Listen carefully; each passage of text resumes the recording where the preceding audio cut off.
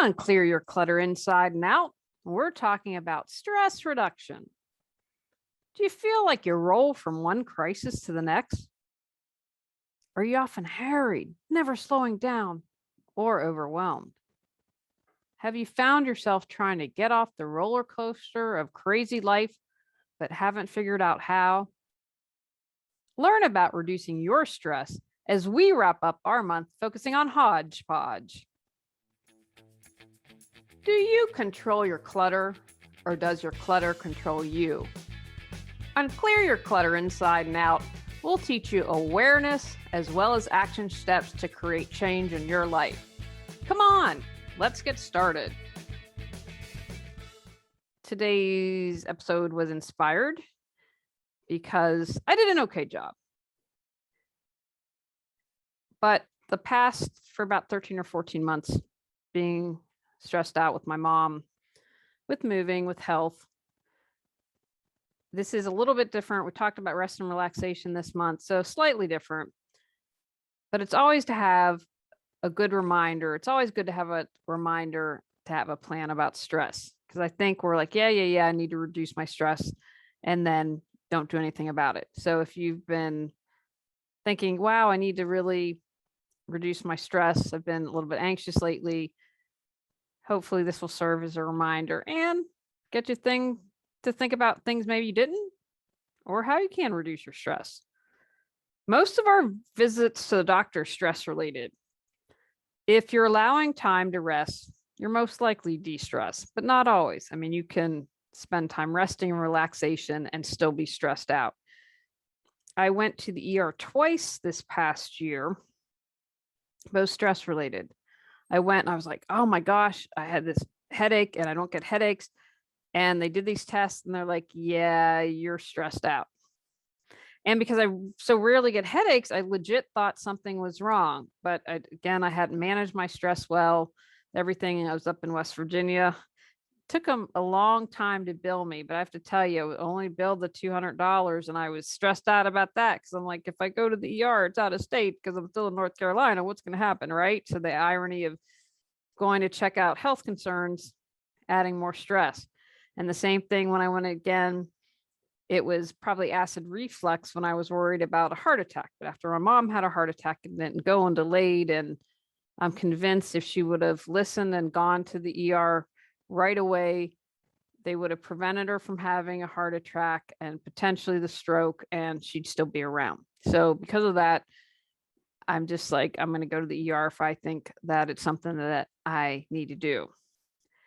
So what are the consequences of long-term stress? Sometimes we're like, yeah, I know I need to reduce my stress, but we don't think what's happening if I'm under a bunch of stress. You can have mental health problems such as depression, anxiety, actually can contribute to personality disorders, which I didn't know. Cardiovascular disease, heart disease, high blood pressure. My brother got super stressed out and had an insane blood pressure. And they're like, it's related to anxiety. It's related to stress. I would have never guessed that stress alone could jack up your blood pressure like that. I also have abnormal heart rhythms, heart attacks, and stroke. Cause obesity and other eating disorders. I'm a stress eater. I get that. Makes total sense to me. Can cause menstrual problems, skin and hair problems such as acne, psoriasis, eczema, and permanent hair loss. Can mess with our intestinal and digestive issues with GERD, gastritis, ulcerative colitis, and an irritable colon. So how do you know if you have too much stress?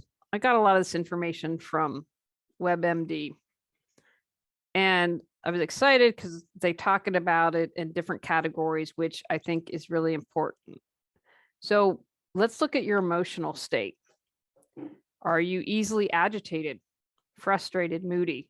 Now, my husband is going to argue that I'm moody, probably easily agitated. I'm hoping we've got another couple of weeks to get through some things, and I'll be in a place where that's not going to happen as much. Are you feeling overwhelmed, like you're going to lose control, or you need to take control? If you're having difficulty relaxing or quieting your mind, like that monkey mind always going. If you feel bad about yourself or if you're lonely a lot, you can be a single person and not be lonely. I've met plenty of single people who aren't lonely. So it's not about being by yourself. If you feel worthless or depressed, if you're avoiding others, like, I'm just going to stay in bed and put the covers over my head, that could be a sign that you're stressed out. What are physical symptoms? Low energy. Now, see, I wouldn't have related low energy to stress until reading and doing some research. Headaches, which I did not know. Upset tummies, diarrhea, constipation, and nausea.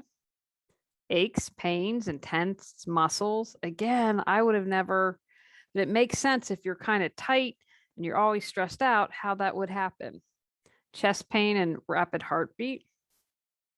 So I don't even think probably it was acid reflux now that I went the second time on an ER. I think it was just, again, I was completely stressed out. Insomnia, frequent colds and infections, nervousness and shaking, ringing in the ear, cold or sweaty hands and feet, dry mouth or difficulty swallowing, clenched jaw and grinding your teeth. Just take a moment. I want you to feel the back of your jaw.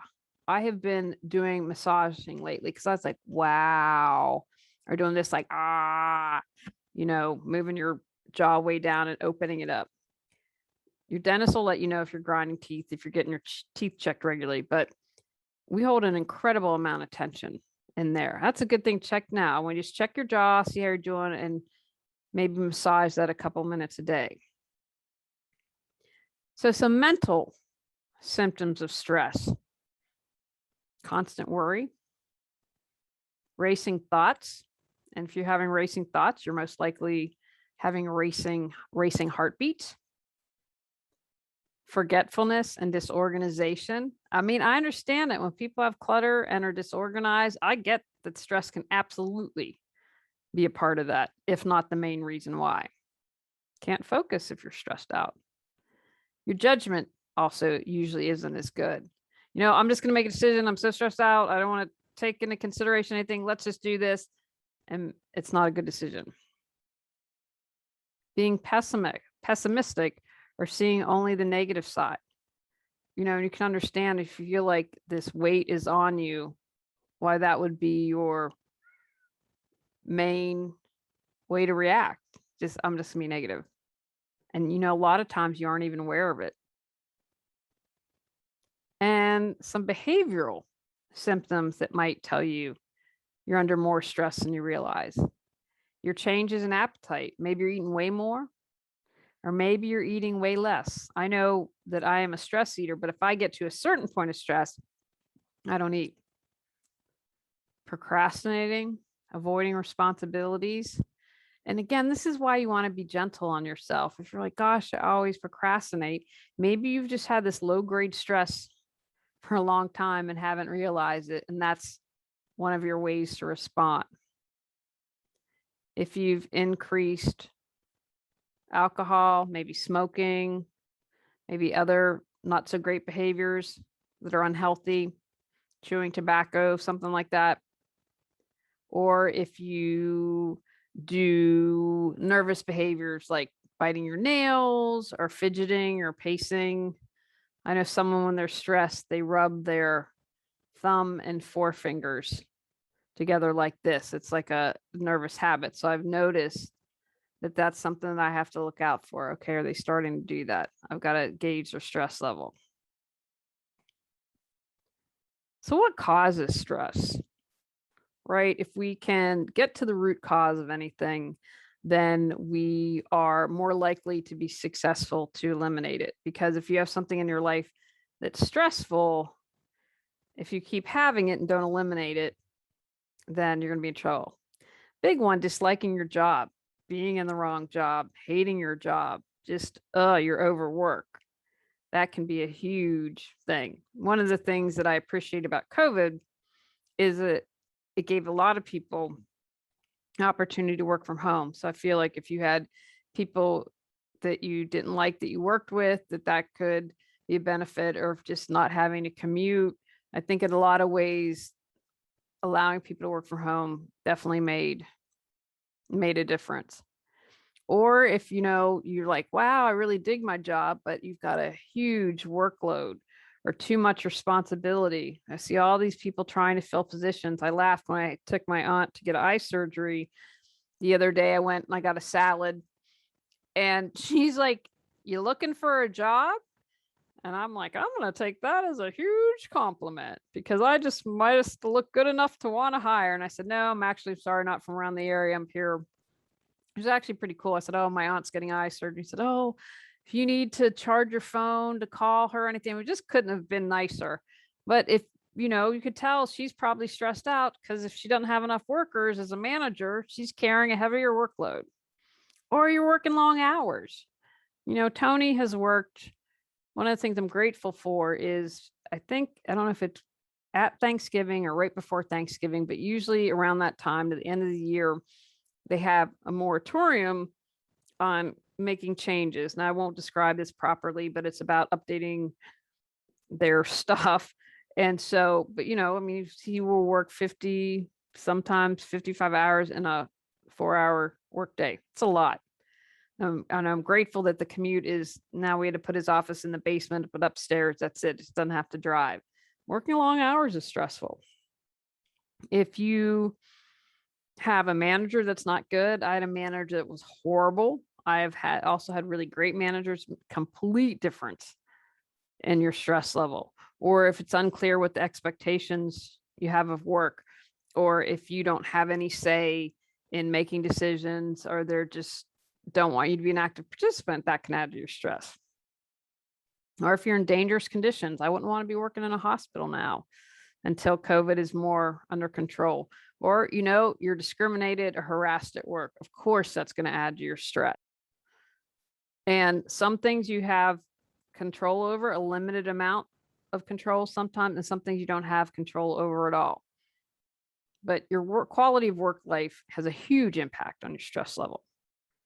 Life can cause us stress. Death of a loved one. I'm still processing that. I'm still in the grief process. I'm grieving. It's not a fun place to be. Divorce. Even if your job's kind of stinky and you lose it, I've been laid off twice. Incredibly stressful. Maybe you have an increase in financial obligations. You have to pay for a new baby, or your partner loses their job, or you're sending a kid to college, and all of a sudden you have more expenses. Getting married can be stressful. And I have to admit, it really wasn't for me.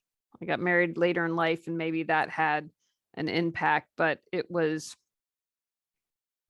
less stressful for me. More stressful, I'd say, when Tony and Joey moved in, not as a bad thing, but you're like, oh, now you're living with someone, you have to adjust your lifestyle and do all that. So in that sense, if you have a chronic illness or injury, big impact on your stress level.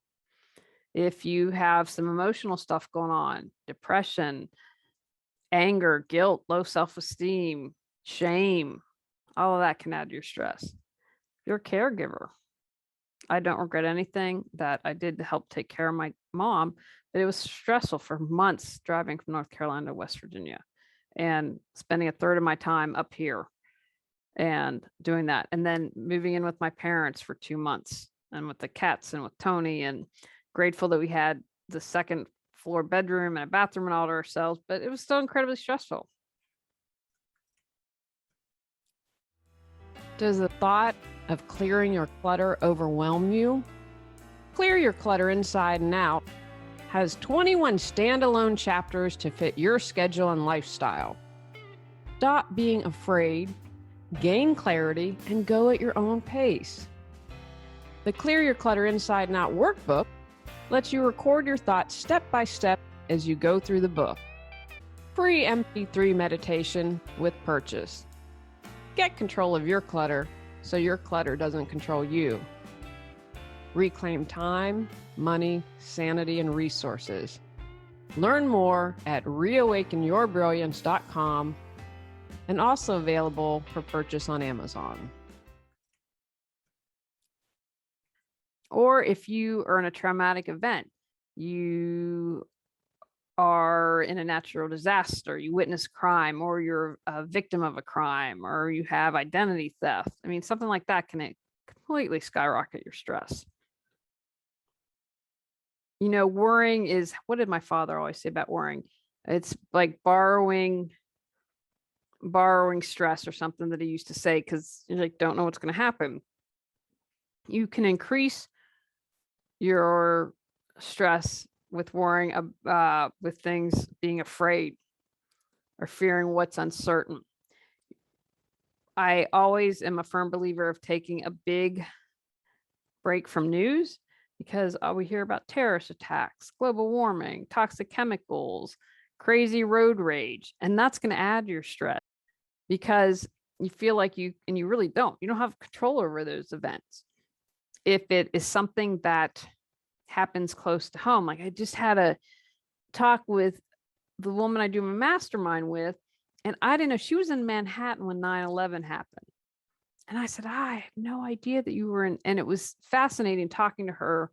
We shared our experiences on that day. And so anyway, they left. They had a couple, she was in an ad agency, and a couple of people that lived like within 5 to 6 blocks. And so they divvied up and went to different people's apartment who were close by. She was shocked about it. She said, so all the streets were filled with people, and it was silent except for the sirens that you'd hear. And I can't even imagine these massive crowds and signs. She's like, I don't even think I can explain it, but just the silence. And so, of course, for someone who experienced 9/11, and I would say, you know what, if I lived in New York and it went through 9/11 there, or was even within a close proximity to it, I would have a low grade stress about still living there. I really would. I don't know how people could have continued to live there. And she shared, I went to work the next day, and I'm not going to let them get me. And she said by 11:30 she had to leave. She just couldn't take it. So I can imagine that would be causing just kind of that stress, that low grade stress in the background that never really goes away. But you can also have fears of not finishing a project on time, or not having money to pay the bills each month. And that can lead to fear and uncertainty. And of course, you can understand why that would stress you out. Your attitude and perceptions, how you view the world and situation, is going to determine your stress level. Say that you're robbed. You can be like, okay, well, insurance is going to cover it. Or you can say, what if they come back again and hurt me? Or it's only going to get worse, or we need to move, right? And then you create all these situations. I also talking when I took my aunt this week, they're 4 hours behind schedule. Now, in the past, I would have stewed about it and gotten really upset, but I'm like, what can I do? Unrealistic expectation. No one's perfect. If you expect to do everything right all the time, you are just going to be in stress mode. Because what happens also when life doesn't go as you hope or expect? You've just added to your stress level. Change is another thing that can add to stress. I used to say I was like a cat and hated change. Even a change like you're like, oh, I'm getting married, that can still be stressful. Or you get a job promotion, that can be stressful. Divorce, financial setbacks, a death in the family, all are changes, but it's how you respond and how you're able to adapt to it that's going to make a difference. How can you reduce your stress? Be healthy, eat and drink well. Maybe you have to quit drinking or eating too much.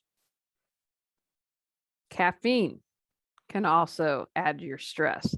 If you eat mainly a healthy, balanced diet, that can support you in combating stress.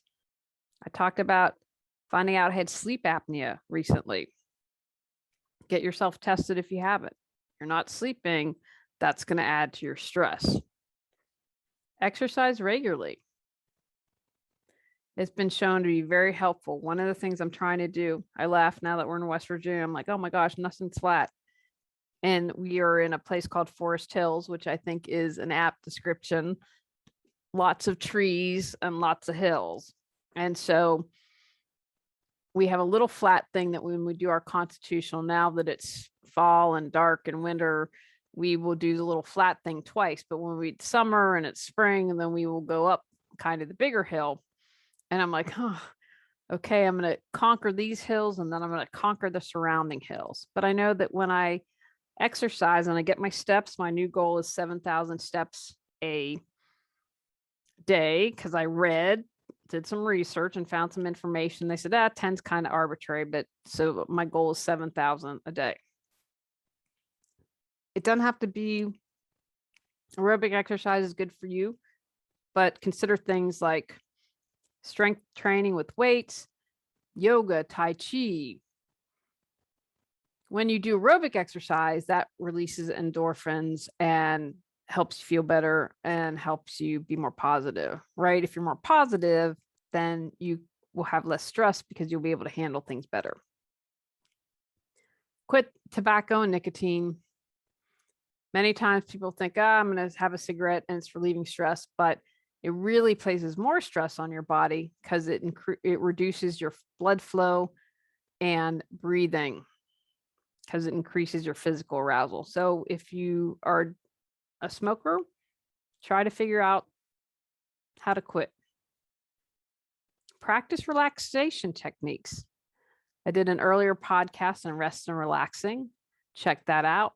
You can do deep breathing, imagery, progressive muscle relaxation, any mindfulness practice. There are a lot of online and smartphone apps out there. I've done a podcast, I know, around apps to use for holidays. And I know in that one, I definitely talked about apps to help reduce stress. Reduce your triggers, right? You probably have a lot going on and not enough time. But remember, you made a choice to do those things. So if you get good time management skills, so that might mean that you need to delegate something, you need to prioritize, you need to pace yourself, you need to say no so that you have enough time to take care of yourself, right? If spending time with your in-laws makes your blood pressure shoot through the roof, then spend less time with them. Say, you know what, honey, I just need some more time to myself. Have that conversation. Be in integrity. The more your actions reflect your belief, the better you feel, no matter how busy life is. Use your values when choosing activities. A lot of times people say that my priority is A, and then I say, well, let's map out your time. Let's keep track of your time for the next couple of weeks. And a lot of times it doesn't match their priorities. Oh, family's more important to me, but you don't spend much time with your family. So be in integrity and check in with your values. Say no, say no, say no. Say no to demands on your time and energy that are going to increase your stress. And if you haven't, sit down and write it out. What causes me stress? What do I need to say no to? Maybe again, you're on autopilot and you're not aware. Wow, you notice every time I talk to Susie, I feel horrible about myself afterwards. Well, then we need to say no to hanging out with Susie. We need to get that time back. So be aware of what your triggers are and what you need to say no to. Set realistic goals and expectations. Life is a balance. You're not going to be successful all the time. You are not going to be able to have it all and do it all. You just can't. Be mindful of what you can control and accept what you can't control. That can really go a long way of reducing your stress. So for instance, you can't control if a terrorist group is going to show up in your town. Now, I wouldn't recommend spending time dwelling on that. You have no control over it. But you probably have met someone. I think of people who are extreme preppers, like that are worrying for the worst. Now, that's, I think, adds more to your stress. And maybe they'll say, well, when I prepped, I feel relaxed and reduces my stress. Perhaps, but then how much time are you putting on all those things that you have no control over? Food for thought. And then, check in with your self-esteem. When you are feeling overwhelmed and stressed out, remind yourself of all that you have to be grateful for, all the good stuff in your life, what you do well, all the things about yourself that you love. If you feel better about yourself, if you shore up your self-esteem, then that's going to help reduce your stress. Now, there's several other ways to reduce your stress. So here are some for you to consider. Deep breathing. I always tell myself when all else fails, stop, close your eyes, and take a couple of deep breaths. Meditation. Mindfulness meditation. I've talked about how mowing is meditative for me. I've mentioned progressive muscle relaxation, mental imagery relaxation, go to your happy place. I always love that scene from the movie Happy Gilmore when Happy goes to his happy place, which is very interesting. Listen to some relaxing music. Biofeedback is an option. Counseling or coaching. Help you recognize, hey, these are where my stresses are. Reduce your caffeine intake. Light a candle. I have candles all over. Oh, I need to put one on. Just having a scented candle really does a lot for me. It's like taking the bubble bath. Completely supports me. Journal. I'm a huge fan. That's why I created the journal prompt books, because I know that one of the ways I can reduce my stress, get pen to paper. Like, let me just clear my mind. Let me focus. What is it that I need to find out that's important? What is it that I need to change? Laugh. Watch a funny movie. Who cracks you up? Put on those baby. If I hear a baby laughing video or see that on YouTube, I can't not laugh. It will just crack me up. So what are those things for you? What just makes you completely crack up? And for you, listening to music, maybe for you, watching a drama reduces your stress because you're so absorbed by the great acting and you can just shut your mind off. I talk about how reading is something that reduces my stress because then I get a break. I don't have to think about everything that's stressing me out. And of course, cuddling. And if you don't have someone to cuddle with, consider adopting a pet or put a blanket. When you have anxiety and feel like you're coming to start having an anxiety attack, someone told me this trick. If my husband's not here to kind of hold me and help me get in my body, then I will take a blanket and wrap it really tightly around me. So cuddling's good. And if you aren't in a relationship, get a massage. I know there are people who professionally hug. If that's something you need, human touch, I think, is so important and can reduce your stress. So there are different things like massage or getting stretch or different things where you can have that human touch element that can support you in reducing your stress. Take actions from today's podcast. Understand the consequences of long-term stress. Be aware of your emotional, physical, mental, and behavioral symptoms of stress. Know what causes you to get stressed out. Create a plan to reduce your stress. Next month, we're talking about endings and new beginnings. Go out, clear your clutter to create the life you choose, deserve, and desire. When you clear your clutter, you can share your gifts with the world. Sign up for our free newsletter at reawakenyourbrilliance.com. If you've enjoyed Clear Your Clutter Inside and Out, please rate, review, and share us.